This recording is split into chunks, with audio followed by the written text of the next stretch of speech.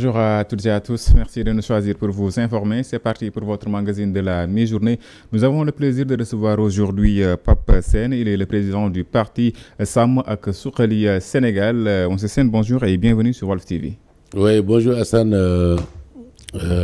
Merci de m'avoir invité pour la deuxième fois en l'espace dans un délai en tout cas assez court pour discuter aujourd'hui certainement de tout ce qui est lié, n'est-ce pas, à l'événement du moment. Je veux dire l'élection présidentielle qui est en train de faire son cours pour finalement devoir aboutir le 25 février prochain. Et donc je remercie également l'ensemble de l'équipe que vous constituez ici au niveau de Walfadjri. Et je profite de l'occasion pour aussi saluer les militants du Sam ak Suxali Sénégal et notamment donc notre direction qui a fait un travail vraiment de grande qualité dans le cadre de la préparation et de la participation à la campagne pour les parrainages et qui continue également à se mobiliser pour continuer le processus jusqu'à son terme. Alors, parlons de ce parrainage. Comment ça s'est passé pour vous?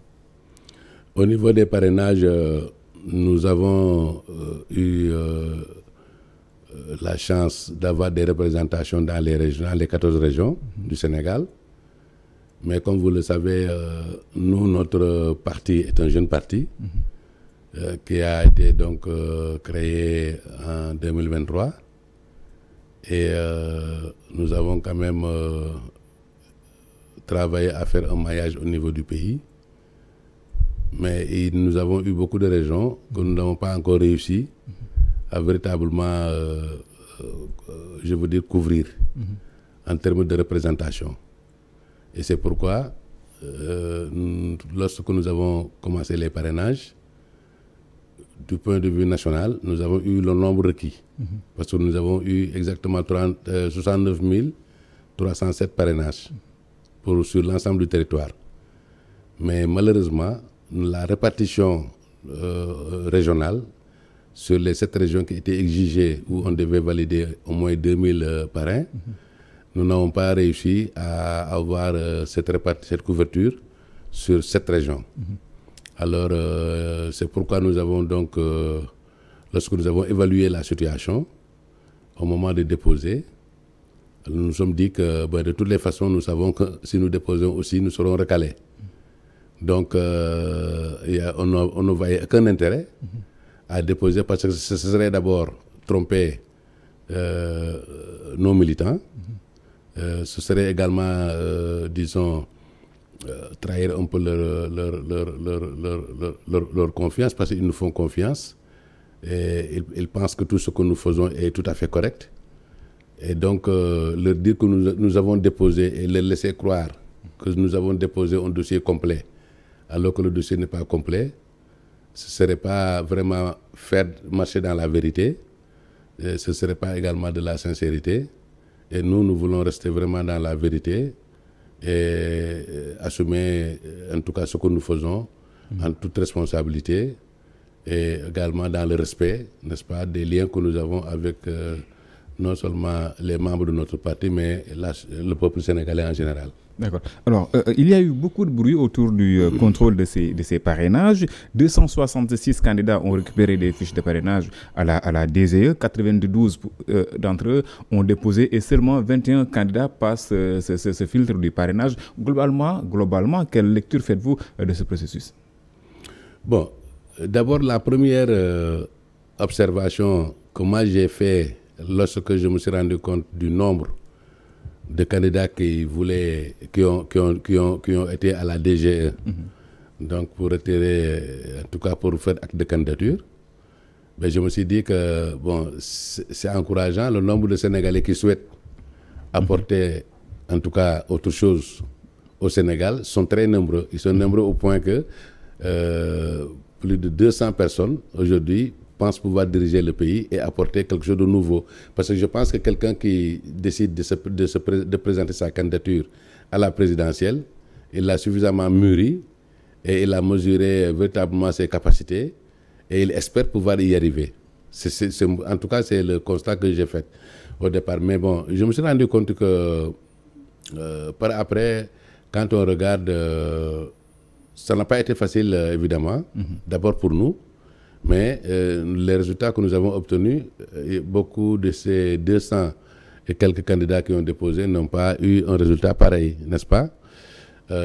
Donc ça veut dire que peut-être il y a des stratégies ou des motivations qui amènent les gens à vouloir se présenter et après ils se rendent compte qu'ils ne peuvent pas continuer, ou bien ils se présentent pour simplement exprimer leur envie de dire que, bon, voilà, ce sont des politiques et ils ont envie de participer à la politique. Et peut-être c'est une manière voilà, d'exprimer, n'est-ce pas, ces envies en matière d'engagement politique. Mais malheureusement, donc, ils ne sont pas à la hauteur, comme en tout cas c'est notre cas aussi, parce que nous n'avons pas été à la hauteur pour ce qui concerne le nombre de parrainages requis pour passer à la deuxième étape. Alors, pour ce qui concerne maintenant le nombre les 21 personnes, les 21 candidats qui ont été retenus, bon, moi je dis simplement que c'est un résultat quand même qui est normal, parce qu'on ne peut pas avoir des dizaines de candidats pour une élection présidentielle pour un pays comme le Sénégal. Donc, ce serait quand même une élection un peu difficile à gérer. Si le nombre, imaginez-vous par exemple s'il y avait 200 candidats qui devaient aller à la présidentielle, ce serait vraiment quelque chose de difficile à gérer. Donc, les candidats qui n'ont pas été capables de couvrir les exigences, donc il y a eu un premier filtre, ensuite un deuxième filtre. Ceux qui ont déposé, les 93 qui ont déposé, bon, la plupart n'avaient pas des dossiers corrects ou complets, sauf qu'il y en a eu quand même qui ont eu des dossiers qui ont déposé le nombre de parrains qu'il fallait et qui espéraient vraiment passer, mais au regard de ce qui s'est produit d'après les échos que nous avons eus, ben, il y a eu quand même des candidats qui n'ont pas réussi à cause des doublons, qui n'ont pas réussi le passage de l'étape parrainage. Alors là maintenant, je pense que il y a à souligner que le parrainage, la manière dont il se déroule au Sénégal, moi personnellement, je pense que nous devons le revoir. Nous devons le revoir parce que quand on voit par exemple ce qui se passe sur le terrain, où il y a eu des pratiques mercantiles qui ont dominé ce parrainage, où on nous dit à gauche, à droite... Vous êtes en train de nous dire que certains candidats ont acheté leur parrain. Mais oui, ça a eu aujourd'hui, tous les Sénégalais savent. Même quand vous allez chercher du parrainage auprès des Sénégalais, ils te disent, oui, je peux t'abonner ça, mais tu dois me donner ça. Donc c'est mercantile. Et ça, ce n'est pas de la démocratie. Parce que normalement, nous faisons le parrainage, ça devait être fondé uniquement sur le nombre de Sénégalais convaincus de la candidature du candidat, en tout cas, et qui décident de le parrainer, mais physiquement et en connaissance de cause. Mais lorsque, par exemple, une personne, par exemple, s'engage à remettre un lot de cartes d'identité à un candidat pour le parrainer, et ça, tout le monde sait que c'est des pratiques qui ont eu cours pendant la période du parrainage. Ça, ce n'est plus de la décision, ce n'est plus du ressort, n'est-ce pas, du citoyen qui est propriétaire de la carte d'identité. Parce que si vous avez un lot de cartes d'identité, peut-être même que vous avez des cartes d'identité de personnes qui ne sont même pas au courant, qui sont en train de parrainer M. X ou Madame Y. Vous voyez? Donc, je ne sais pas, mais on devait quand même trouver un moyen pour que le parrainage, même quitte à revoir le nombre de parrains qu'on demande, Mais c'est les personnes individuellement qui devaient, n'est-ce pas, apposer, n'est-ce pas, leur accord avec leur carte d'identité à l'appui, les données de leur carte d'identité à l'appui et leur signature à l'appui. C'est d'ailleurs ce qu'exige la loi. Voilà, c'est ce que dit la loi, mais dans la pratique, quand on regarde le nombre, on n'a pas vu une affluence de tous ces candidats-là sur le terrain pour aller chercher des parrainages. Il y a des... pendant toute la période des 2 mois où on faisait les parrainages... de la crédibilité du parrainage. Mais non, moi je trouve que c'est un système, pour le moment, peut-être qu'il faut l'améliorer, certainement, mais pour le moment, ce n'est pas un système qui reflète une démocratie, une pratique démocratique vraiment concluante. Alors, sur le contrôle, il y a eu des doublons externes, vous en avez parlé. Il y a eu des parrains qui ne figurent pas sur le fichier électoral. Il y a eu des candidats qui ont été recalés tout simplement parce que leur clé USB était inexploitable. Aujourd'hui, le Conseil constitutionnel cristallise la polémique. Il y a eu des collectifs de candidats recalés qui veulent rester en justice. Est-ce qu'aujourd'hui, le Conseil constitutionnel a été à la hauteur quand on entend tout ce que disent les candidats?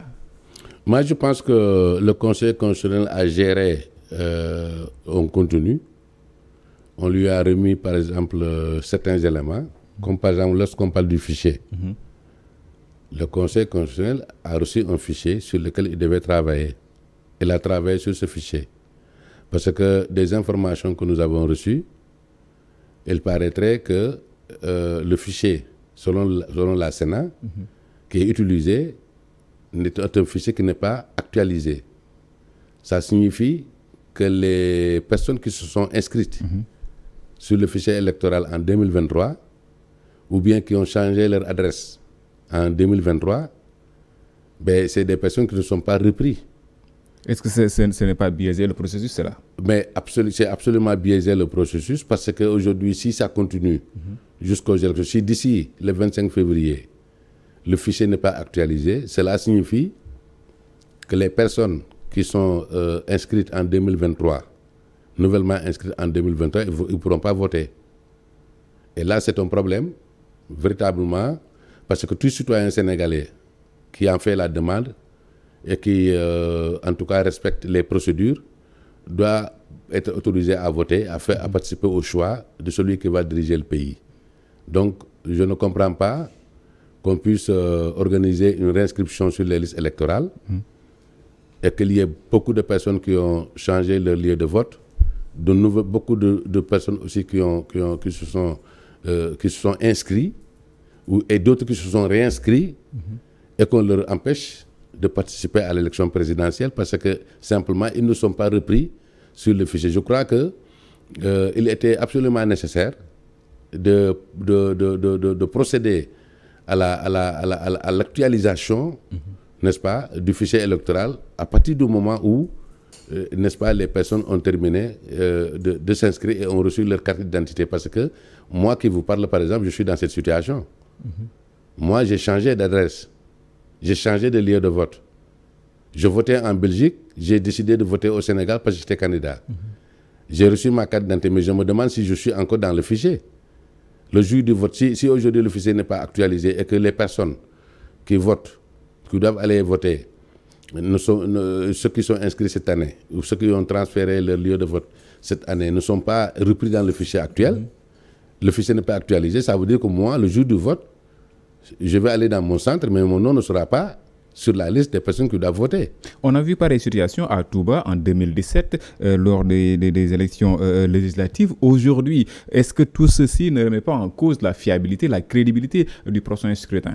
Mais je pense que, en tout cas, de ce que nous avons constaté aujourd'hui, il y a un manquement grave. Est-ce que la légitimité du prochain président ne sera pas remise en question? Bon, maintenant, il faut voir, la légitimité peut-être repose évidemment sur la qualité du processus, mais est-ce que le fait que des Sénégalais sont exclus du vote peut remettre en question la légitimité? Peut-être il faut voir avec les juristes qui vont te dire ben, ça remet en question la légitimité ou pas, mais en tout cas, ce n'est pas normal. Moi, je trouve que ce n'est pas normal aujourd'hui. Imaginez-vous, moi, si j'avais réussi à passer et je suis candidat, et que j'ai voté en tant que candidat à l'élection présidentielle et mon nom n'est pas dans la liste des personnes qui peuvent voter et qu'on m'empêche de voter. On a dit la même chose à 2 candidats, dont Mary Teuw Niane. Voilà. Donc ça, je trouve que ça, c'est une situation qui relève d'un laxisme, je sais pas, quel qualificatif on pourrait en tout cas trouver pour signifier ce manquement qui est très grave. Parce que je ne peux pas comprendre qu'on puisse demander aux Sénégalais de s'inscrire sur les listes électorales et après maintenant qu'on ne mette pas ces nouveaux inscrits-là sur le nouveau fichier. Donc ça devait être quelque chose d'automatique. Mais aujourd'hui, ça n'a pas été fait. Ça, c'est apparu dans les parrainages. Parce qu'il y a des candidats qui ont été recalés et qui expliquent que beaucoup de parrains qu'ils ont eus ne sont pas sur la liste, n'est-ce pas, du fichier. Et donc, ça veut dire que ces parrains-là, bien qu'ils déclarent avoir été, en tout cas, inscrits sur la liste, n'est-ce pas, sur les listes électorales, ils ne figurent pas sur le fichier actuel. Et c'est parce que simplement le fichier actuel est un ancien fichier qui n'est pas actualisé. Et donc, moi, la question que je me pose, est-ce qu'il sera possible, d'ici le 25 février, d'actualiser ce fichier-là? C'est la question fondamentale que je me pose aujourd'hui. Mais quand même, les candidats qui ont été lésés à cause de ce manquement-là, ben, je trouve que leur élimination est injuste. Alors, ça s'est passé au Conseil constitutionnel, la plus haute juridiction de ce pays-là. Est-ce que ça ne repose la question des réformes qu'il faudrait apporter sur la justice? Parce qu'aujourd'hui, si le Conseil constitutionnel est autant critiqué, est-ce que ça ne veut pas, en tout cas, ça ne renforce pas ce sentiment d'absence de justice dans ce pays? Non, vous savez, moi je pense que le Conseil constitutionnel est une institution. Imaginez-vous le Conseil constitutionnel si le Conseil constitutionnel prenait la décision à savoir le fichier n'est pas actualisé, j'arrête le processus électoral. Mais est-ce que le Conseil doit d'ailleurs recevoir un fichier non actualisé? Mais non, c'est-à-dire le Conseil, est-ce qu'il doit recevoir un fichier? Il doit recevoir le fichier électoral. Maintenant, si on lui remet un fichier électoral, parce que ce n'est pas le Conseil qui confectionne le fichier. Le fichier est confectionné quelque part, n'est-ce pas? Et après, transmis au Conseil. Alors, à partir du moment où le fichier, le Conseil constitutionnel reçoit un fichier, et que le processus électoral est en cours, alors, si le Conseil dit, bon, écoutez, j'ai regardé le fichier, il n'est pas actualisé. Donc, je n'utiliserai pas ce fichier. Cela signifie que le Conseil va arrêter le processus d'organisation des élections pour le 25 février, tout simplement. Donc, il n'y aura plus possibilité d'organiser le scrutin. Alors, maintenant, est-ce que le Conseil a la prérogative de décider d'arrêter, d'annuler l'organisation des élections pour le 25 février? Oui ou non? Ça, il faut regarder, il faut demander aux juristes qui peuvent vous expliquer véritablement les prérogatives et les pouvoirs de ce Conseil-là. Peut-être il peut le faire, peut-être le Conseil ne peut pas le faire aussi. Ça, je ne peux pas vous le dire parce que je ne suis pas un juriste. Et que dire de la Sénat qui doit surveiller et contrôler le processus et qui elle-même n'a pas un fichier actualisé? C'est-à-dire que ce qui est arrivé... Ça veut dire que la Sénat ne joue pas parfaitement son rôle. Mais non, c'est-à-dire la Sénat aussi, la Sénat a reçu un fichier. Tout comme le Conseil constitutionnel a reçu ce fichier. N'est-ce pas? Alors, le fichier est défectueux. Il n'a pas été actualisé. La Sénat a déjà expliqué que le fichier que vous voyez ici, c'est le fichier, c'est pas un fichier, il n'est pas, les personnes qui sont inscrites en 2023 doivent savoir que le fichier n'est pas actualisé. Ça veut dire que leur nom ne figure pas dans le fichier. Quand on est contrôleur, on doit être exigeant. Oui, mais ils l'ont déjà déclaré avant qu'on arrive à l'élection. Ils l'ont déjà déclaré, ils ont averti les citoyens, ils ont averti l'État. Tout le monde est au courant aujourd'hui. tous les Sénégalais qui soient au Sénégal ou en dehors du Sénégal ont eu l'information comme quoi le fichier n'est pas actualisé grâce à la Sénat, n'est-ce pas? Donc à ce niveau-là, la Sénat a fait son devoir de dire ce qui s'est passé réellement, d'informer les citoyens sénégalais et d'informer également les institutions, en tout cas concernées, en leur disant que, écoutez, faites attention, le fichier n'est pas actualisé.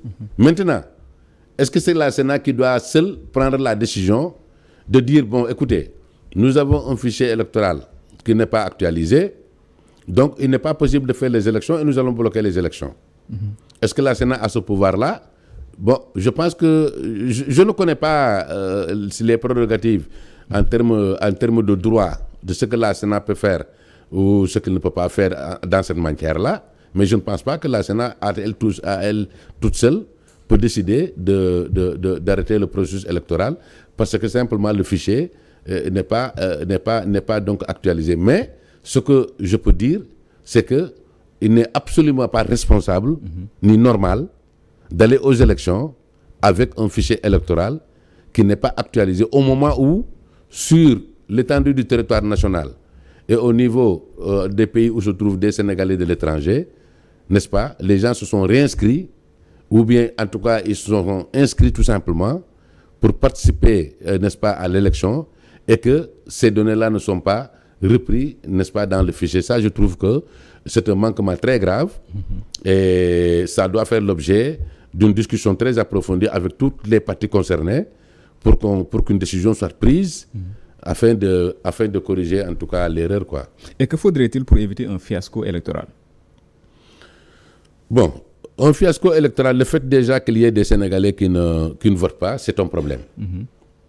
Alors qu'ils ont rempli les conditions, en tout cas ils ont fait ce qu'il fallait pour pouvoir voter. Si jamais ils ne votent pas, c'est un grand problème. Bon, après maintenant le scrutin, ça doit se passer dans la transparence. Les candidats qui seront finalement validés pour passer à la campagne électorale et se présenter devant les Sénégalais pour se faire élire, moi ce que je souhaite, c'est que tout cela se passe vraiment dans la paix, dans la tranquillité, et qu'on évite également de torpiller le processus dans la suite. C'est-à-dire qu'on n'essaie pas d'organiser des trucages qui puissent fausser le scrutin, qu'on laisse les Sénégalais voter librement sans créer des problèmes ou en tout cas des blocages ou en tout cas des obstructions, que les citoyens aillent voter dans la paix et que le soir, qu'on comptabilise par bureau de vote chaque candidat le nombre de votes qu'il a récolté. Et le meilleur gagnera. Les Sénégalais choisiront celui à qui ils font confiance, mais de façon transparente. Mais encore une fois, cela n'enlève pas le fait que, en tout cas, empêcher à des Sénégalais d'aller voter, alors qu'eux, ils se sont inscrits pour voter, mais je trouve ça scandaleux. Maintenant, qu'est-ce qu'il faut faire? Moi, je pense qu'à partir d'aujourd'hui, 11 janvier, jusqu'au 25 février, la priorité devait être faite sur l'actualisation du fichier électoral pour permettre à ces Sénégalais-là de pouvoir voter le jour du 25 février 2024. Mais si rien n'est fait, alors que tout le monde sait aujourd'hui que le fichier n'est pas actualisé, ça, ce serait, comme on dit, ce serait du matin, quoi. Et ce serait une injustice à l'égard de ces Sénégalais-là, n'est-ce pas, à qui on empêche, n'est-ce pas, d'exprimer leur choix pour le président qui va les diriger. Papa Sène, merci à vous. Merci beaucoup. Papa Sène, président du parti Sam ak Suxali Sénégal, a été notre invité dans ce magazine de la mi-journée. Merci à vous aussi, amis téléspectateurs, pour la fidélité à Walf TV. Nous revenons après le journal pour la version Wolof.